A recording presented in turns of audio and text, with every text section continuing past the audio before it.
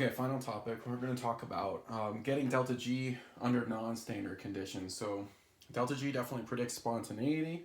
If we're at standard conditions, then all we need is delta G naught. But it's very rarely that we're exactly at standard conditions. Remember what standard conditions mean? They mean that all your pressures are 1 atmosphere and all your concentrations are 1 molar. Okay?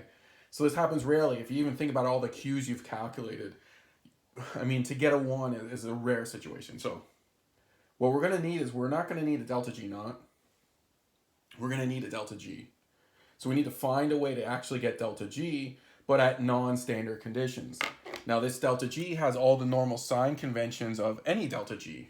So it's going to be able to predict spontaneity as long as we have constant pressure and constant temperature, which you'll always have this semester. So we need a way to get delta G, right? This is the equation we're going to use. Delta G equals delta G naught. So we still need that information, right? But then there's this additional term that ends up coming about. So delta G is delta G naught plus RT, the natural log of Q. Remember from the last video, delta G naught has K information in it.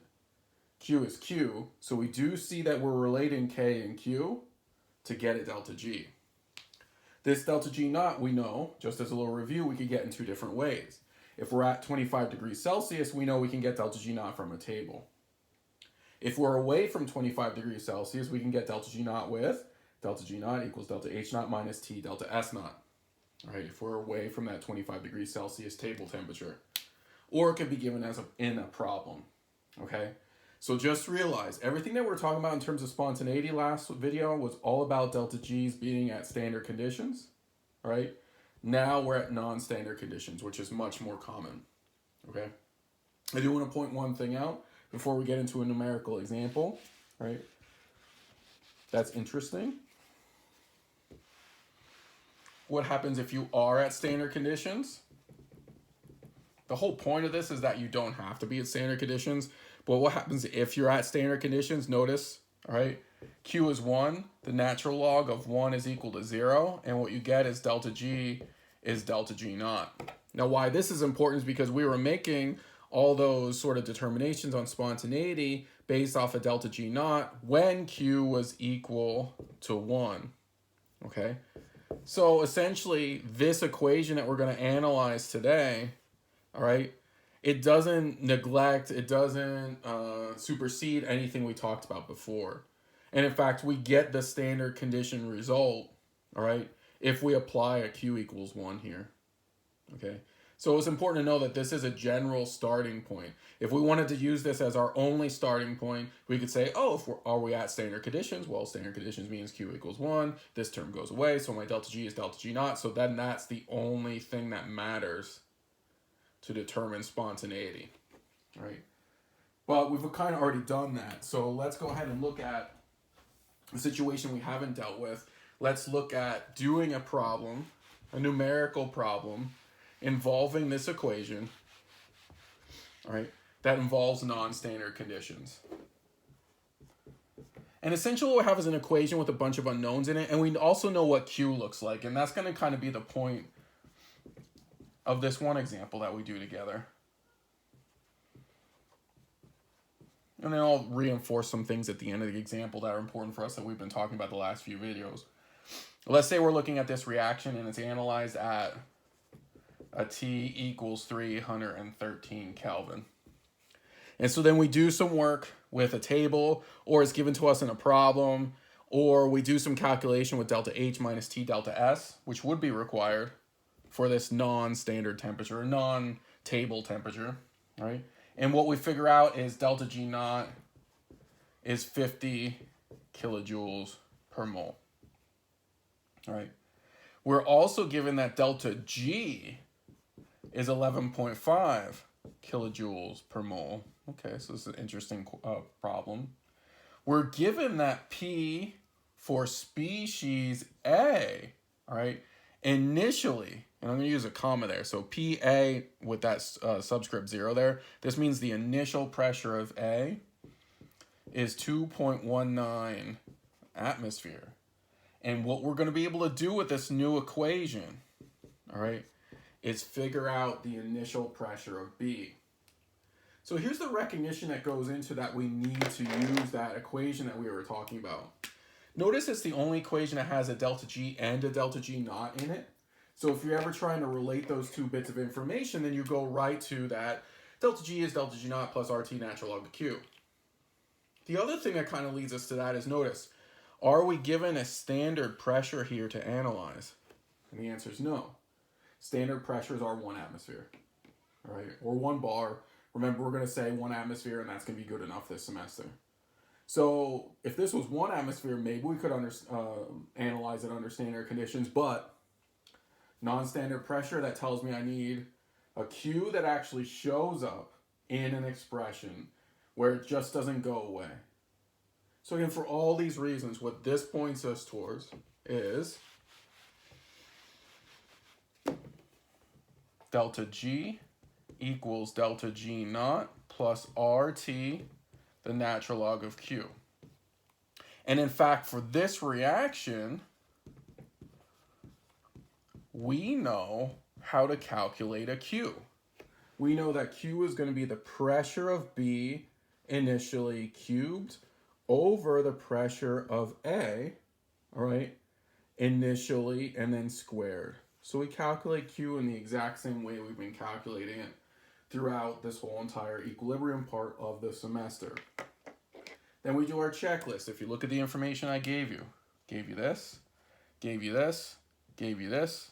We always know this. And then we gave you PA. Right? Now this is a new example, all right? So hopefully I didn't make a math error, but you're going to try to work out this math yourself and try to see if I did mess something up, and then you're going to contact me so we can fix it, all right? But assuming I did everything correctly, then what we're going to do is we're going to put 11.5 kilojoules per mole on this side, making sure not to screw up delta G and delta G naught. 50 kilojoules per mole here, right? Now the way that I'm going to do this problem is I'm just going to convert the joules here to kilojoules. So I'm going to put plus 8.315, right, times 8.315, my fault, joules per mole Kelvin times 1,000 joules is 1 kilojoule, right, times my temperature, which is 313 Kelvin, right, times, and I'm running out of room here, the natural log of PB initial cubed over, all right, let me just scooch this over so you can see it, PB initial cubed over, okay, so I'm going to take my 2.19 and square it, 4.7961. And that's all inside the natural log there. Okay, so this is the setup. So now we solve this algebraically, all right? Remember, this whole entire thing here, I ran out of room, is all multiplying each other. So we see that we're going to be able to combine these terms through subtraction. Units wise, joules cancels with joules, Kelvin cancels with Kelvin. Okay, everything's going to have joules per mole, which is going to be really good. I know eventually I'm going to solve for natural log of this stuff, and then I'm going to use E on both sides of my equation, okay? So let's just go ahead and start to do this together. When I do that subtraction step that I have indicated here, what I get out on the left-hand side is minus 38.5 kilojoules per mole, all right?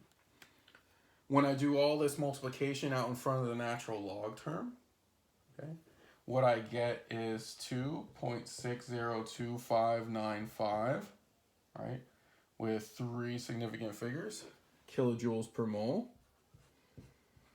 This is multiplying the natural log of PB cubed initial over 4.7961. Okay. I'm now going to divide through, right? I'm going to divide through so I can isolate my natural log term.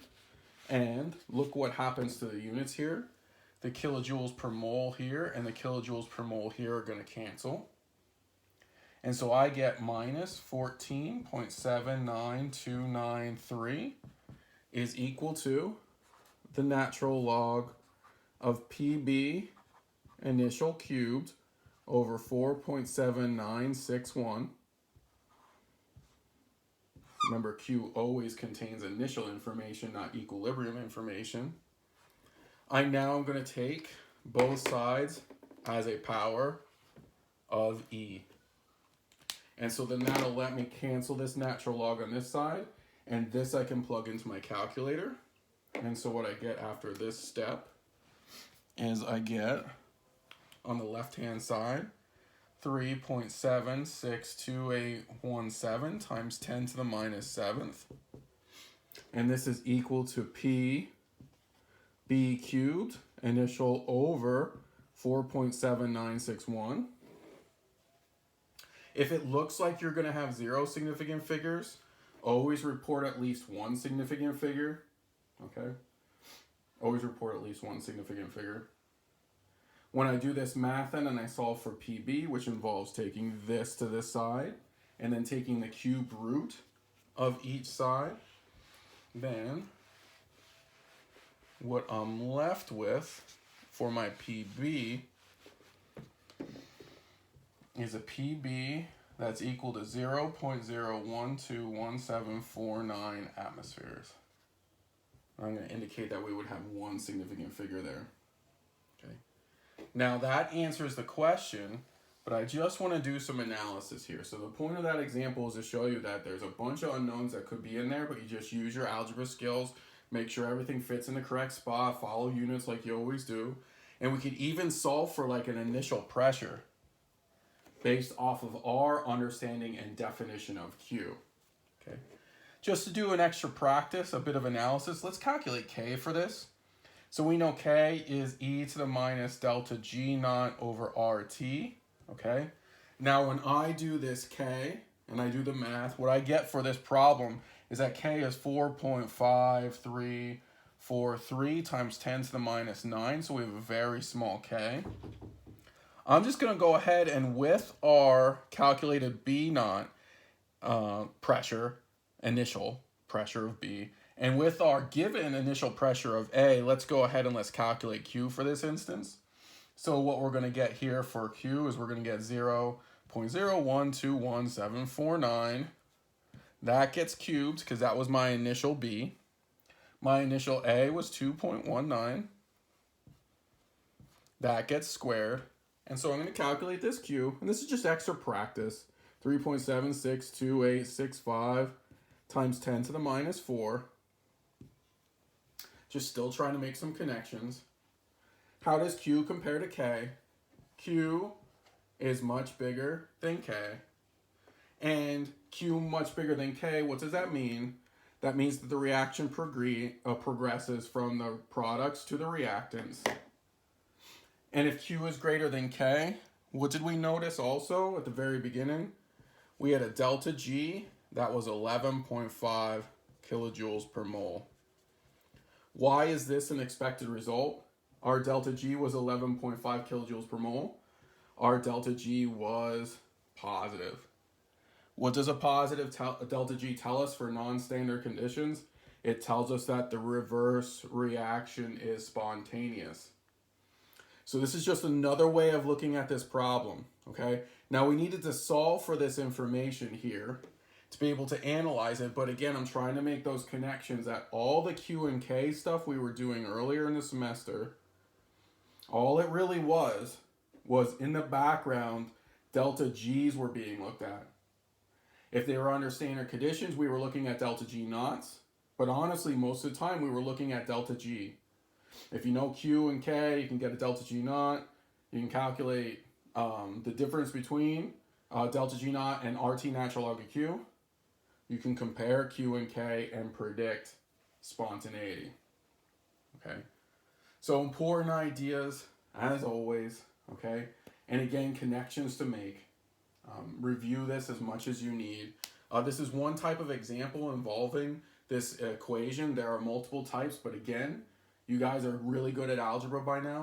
Fit things in where they belong, solve for the unknown, and go from there. Okay, so that concludes thermodynamics. There's enough here to kind of work on. We didn't have to skip too much, but again, this stuff is universal. Whenever you talk about a spontaneous process, whenever you see something happen, What you're looking at, because the pressure is probably constant and the temperature is probably constant, what you're looking at is a delta G.